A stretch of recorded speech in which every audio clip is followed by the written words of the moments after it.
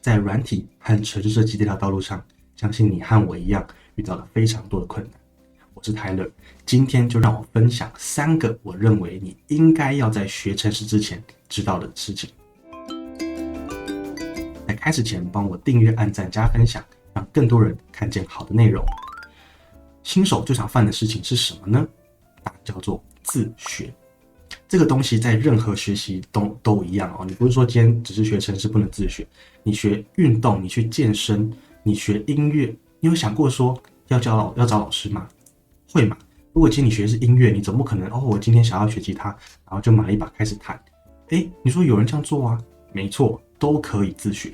只是你有没有想过自学的难度以及它所花费的心力成本，跟你今天你存了一笔钱，然后去买一堂课，请位真的老师家教来教你，那个速度之差，你会让我觉得哇，那自学真的是浪费时间。没错，初学者不建议自学。你知道，就连人工智慧现在都有一种新的学习方式，叫做迁移式训练。他们让完整或者说更成熟的大模型、大 AI， 大就是比较厉害的 AI， 来教导小 AI 如何去学习，如何去辨识分类。所以他已经告诉你了，学习这件事情，如果有人教你是最好的。除非说碍于经济因素或者你其他的因素，你没有办法找到一个人教你，那你可能适合自学。但是如果有办法，请你尽可能的找一位老师跟他学习，他的经验可以让你跳过很多错误的花时间的步骤，尤其软体在 debug 的时候，你看不出问题，专业的一眼就看出来了。所以这些点点都让我们知道说，新手最好有一位老师。第二个，不要用英文学程式。Tyler， 你之前好像跟我们说过，英文学好才能够让软体也学得好。对，没错，英文学得好，你软体一定是可以学得又快又好。但是如果今天你是还没有程式基础，你可能只会简单的 Python， 学到 for 圈觉得好厉害，并没有。你就是要先找一篇中文教学来带你入门。至少你要先把一门语言学到一个程度。我说一个程度，通常是比你们想象再难很多、高很多。例如说，你可能要学到物件导向这种程度，才适合开始用英文去找英文的资源，或者是对照英文的教学。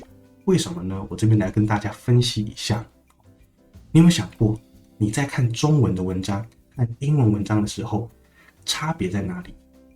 你在看中文文章的时候，你会瞬间可以理解中文的意思。可是你看英文呢？不会，你必须要先透过你的脑袋翻译成你理解的意思，然后再将这个意思重新解读一遍。那你有没有想过说，这两个之间就差了非常多的时间了？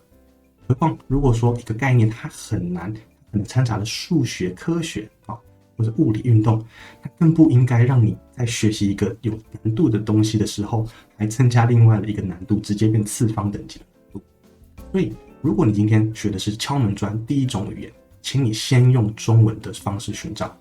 我们台湾有非常多好的文章，IT 帮啦、Medium 啦，上面都可以教你，都可以学很多。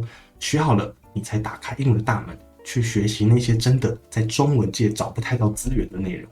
OK。第3个，不要一直解题。我相信很多人在网上看到非常多人一直在解题，教你怎么解题，然后你在学解题，离口一直刷。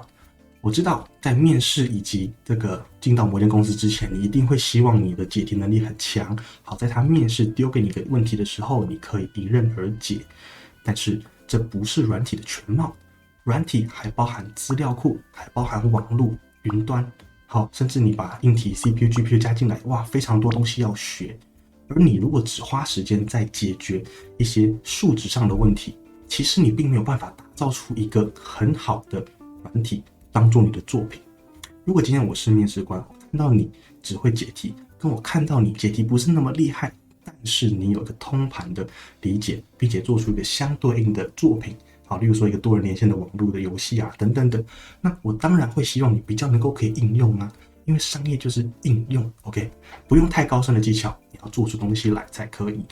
所以不妨多看少做，少做。我说这个怎么都跟别人讲的不一样？对，我讲的都跟别人讲的不一样，少做一点，多看 paper，论文也可以，多看开源专案码，我说哇，那太难，没关系，你多看人家怎么做的，好，他们如何去解决或应用一个问题的，那你就可以省下思考的时间，因为他们也思考过了，你站在他们的思考逻辑，也就是巨人的肩膀上，再加上你的想法就可以了。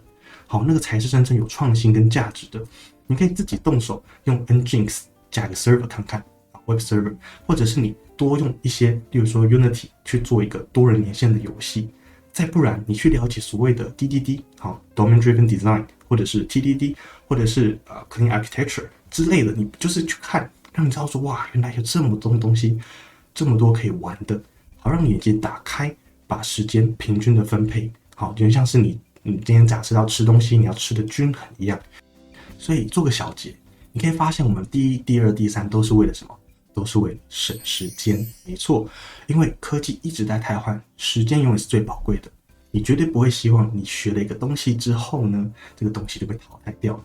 所以你一定要记得学习精华就好了，学习那个真正带不走的，比较不会随着时间推移就消失的。